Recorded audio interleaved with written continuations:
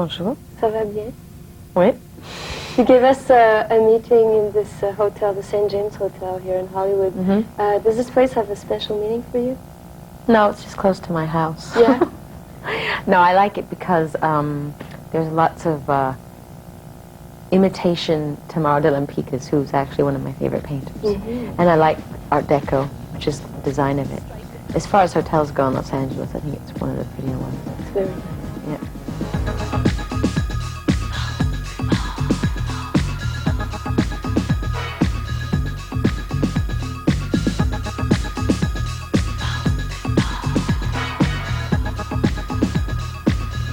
On your latest album, we discover a very soft and romantic woman in the lyrics. Where's the bad girl? Right in front of you. You felt like putting aside, Well, I think that part of me is, I mean, that side of me is still in, like, a song, for instance, like Human Nature, you know. But I didn't want to give the critics any sort of ammunition. And let's just say that part of my personality is in hibernation. At least it's for the sake of my record. So you're showing the nice side of you for this It's one. not that I'm showing the nice side of me, it's just that, I mean, I think that there's a lot of different sides to every human being, and everybody has lots of different sides with their personality, and it really, a lot of it has to do with the mood you're in, right? So, I suppose I was in a romantic mood when I was writing it. You said that making this album has been a true test to your stability and sanity. What is that so difficult? That was only dealing with the personalities of all the producers I was working with. They all had a really big problem with showing up on time. Oh, yeah? Which is one of my pet peeves. Sometimes I couldn't even find them. Really? Yes. So every day it was like I had to count to 10, take a deep breath, and try to get different imagery going in my head besides strangulation, stuff like that. That was absolutely a like reference to the working relationship I had with everyone, because I worked with 4 different producers, and they were all they were all very young.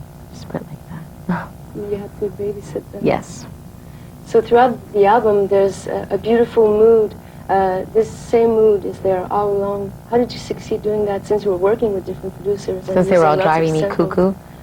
Well, because when I wrote the songs, I took time with each of them, and it was a much less pressured environment. It wasn't the same as actually going into the studio, hiring musicians. The actual writing of the songs and the lyrics and the mood of them was done in a much more relaxed environment. Once I'd written all the songs, the trouble started when we went into the studio and there was much more scheduled time. The last time you put out an album, Erotica, it was out at the same time than a movie and your sex book. This time, it's the music. No interference. Just the music, yeah. Is that the way you wanted it? Yeah. Yes. No distraction. Exactly. So, I know you don't regret your sex book at all, but do you regret putting the book at the same time? Yes. The album? Yeah? Too much information. Yeah.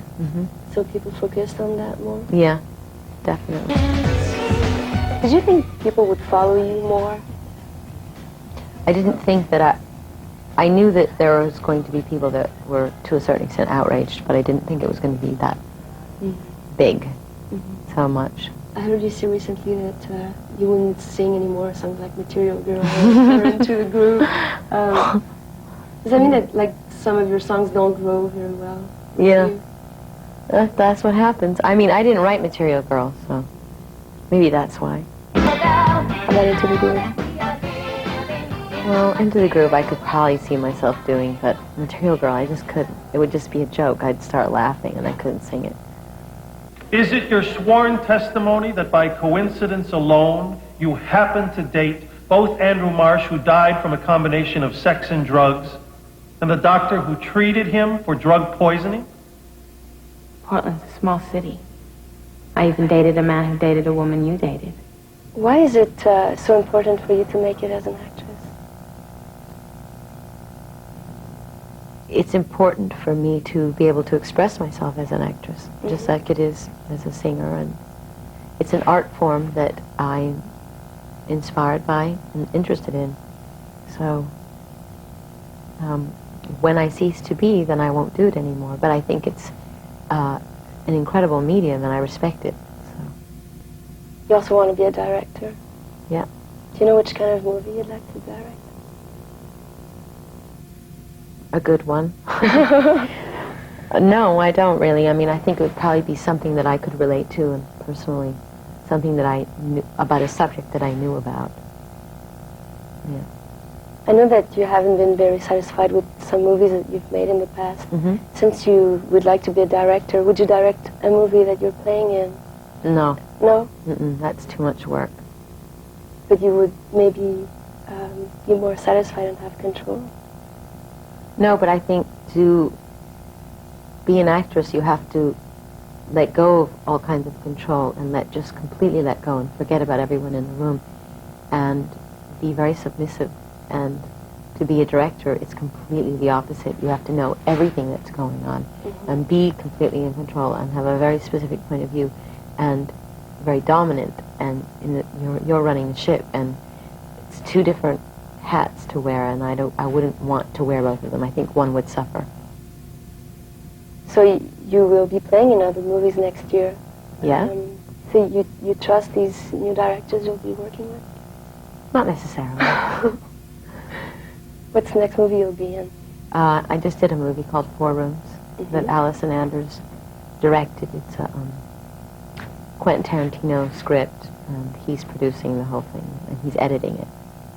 And he hired 4 different directors to direct all the segments. And so far, you should be satisfied? Yeah, actually, I think it went, I mean, the shoot was difficult. It already happened. But I think I did a good job, so we'll see. Do you think you're capable of just answering the questions put to you? I'm just trying to explain myself. You live in Los Angeles, Miami, New York. Is this place, is Los Angeles a place where you like to be? No? Why not? I'm not very inspired by it as a city. Culturally, I think that New York has much more to offer, and also Miami. And also in New York, I feel very alienated here. Everything's really spread out, and there doesn't seem to be any center of the city, or there's not a lot of art to go and see, not a lot of theater. There's just, when I'm in New York, I'm out every night. There's always something to do. When I'm in LA, I can't find anything to do. I spend a lot of time in my house. Yeah. So, yeah. And in Miami? Miami's great. Miami's like my place to escape, to get away. The Latin culture in Miami is wonderful. I love it down there.